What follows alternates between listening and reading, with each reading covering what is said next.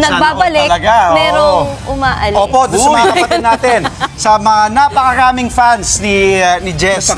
Hindi, totoo. Nix, ikaw na mauna dahil nagsama kayo una pagdating mo dito, Frontline Teka, Philippines. alam ba nila kung anong nangyayari? Hindi na magpapaalam si kapatid Jess sa ngayon, Sige, for now. sa aking Oo. partner ng more than 2 years, 2.5 years, napakaswerte kong nakilala kita, nakatrabaho kita at naging kaibigan kita.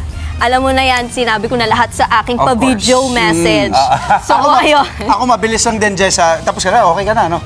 Hindi, ako pagpasok ko dito 2 years ago, si Jester po. Hindi, totoo. Isa sa mga, masasabi ko to sa lahat ng mga nakatrabaho ko, isa sa pinaka-professional, pinaka-mabait, always ready. Kumbaga, hindi totoo to. Kumbaga, if you're going to war, I want Jester to be on my side. Kasi alam mong handa siya lagi, sasaluhin ka niya. Kinikilabutan ako doon. Hindi, talagang nakasalo talaga siya. Kumbaga, kumbaga maaasahan mo si Jester sa kahit na anong bagay. Totoo yun. At tawagin na natin, Maui. Ang ating mga guests. nakasama niya sa Good Morning Kapatid, Maui David. At syempre, Justin Quirino. Magsasalita pala kayo. Sino muna?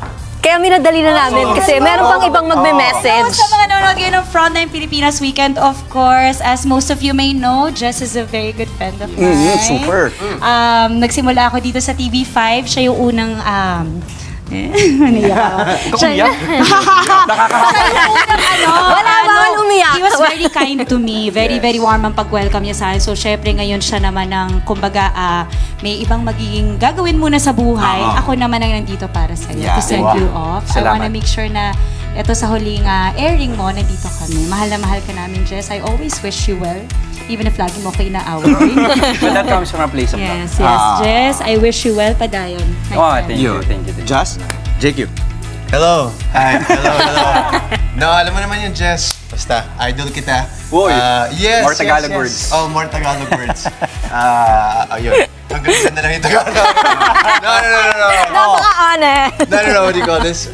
Basta, I love you so much, bro. Thank you, I learned brother. so much from you. And ikaw din ang idol ng karamihan. Oo, mga nandito sa Kung newsroom. makita nyo lang po yung mga tao dito sa likod, napakarami po. Yun lang, it says na ang dami nagmamahal kay Jester at talaga ang dami nga nakasama. Jess, ikaw na yung huling kung ano gusto mo sabihin, mensahe mo. Yung talumpati.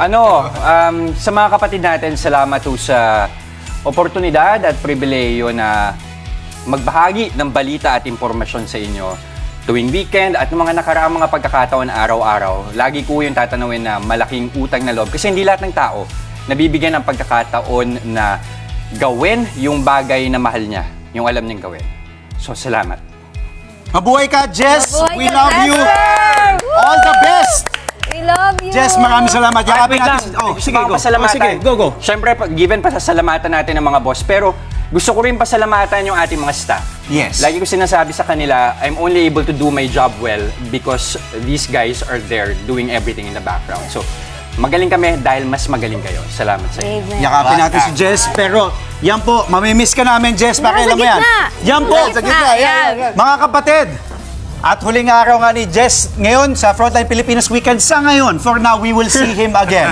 At yan po, ang mga impormasyong dapat ninyong malaman. Mga balita para sa may alam at may pakialam. At sa uling pagkakataon para sa akin, kami, ang News 5, ang inyong mga kapatid sa Balitaan at Public Service, walang iwanan sa Frontline Pilipinas Weekend.